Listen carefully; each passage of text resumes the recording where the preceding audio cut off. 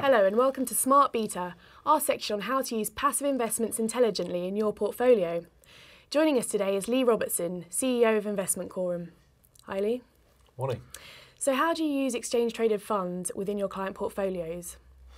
We use them in addition to our active funds. We don't really buy the dogma of it's got to be one or the other. So we use passive funds within the client portfolios to give us exposure to particular asset classes or geographical areas that we're looking for in a liquid way, very easily tradable at a decent cost, which helps on the portfolio TER.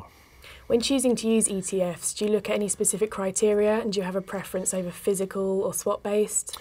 We like physical, to be honest. We think it's easier for the client to understand. It's easier for us to do due diligence on. It's not to say that we'd rule out swap space, but we like physical. We are less inclined to the active passive, if that makes sense. We like passives. And how do your holding of ETFs complement your active holdings? Do you use a core satellite approach with ETFs in the core or as a satellite? As the satellite, we do it the other way around. I think, being honest, our portfolios are largely active. It's the satellite is definitely the passive element.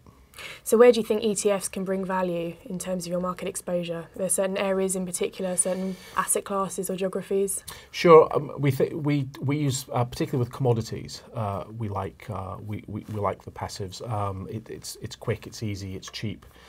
We can get in and out very, very quickly. So that's typically it's a commodities play in our portfolios generally with the passives. Can you give an example of certain ETCs or ETFs you're using at the moment? Yeah, we tend to use.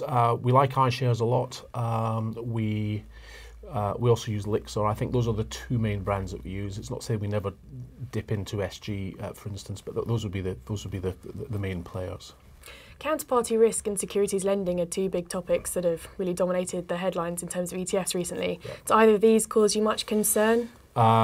I think it's always a concern within your due diligence. You've got to do due diligence properly, but we find that with iShares, they're particularly open about the amount of stock lending within their funds, so it's very easy to do that due diligence and to get to a comfort level with them. How far do you drill down in terms of securities lending? Are you quite keen to look at the collateral that they use? Typically, yes. One of the reasons we've just hired in a new investment analyst just for this, because it is a big job if you're going to do it properly. And when you use your passive exposure and you choose ETFs, why do you choose those products over, say, index trackers?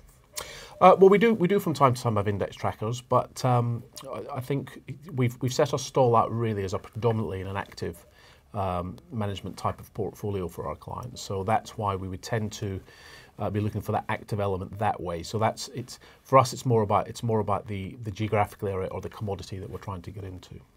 Have you ever used or considered using leverage types of products, say sort of leverage 2 times ETFs?